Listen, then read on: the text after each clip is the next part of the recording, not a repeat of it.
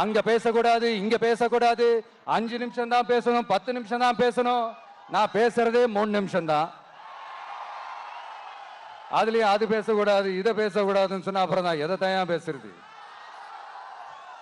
அரியலூர்ல போனப்போ நான் கரெக்டா அந்த ஊருக்கு போறதுக்கு முன்னாடி ஒரு அந்த ஏரியாலேயே அந்த பவர் கட்டு.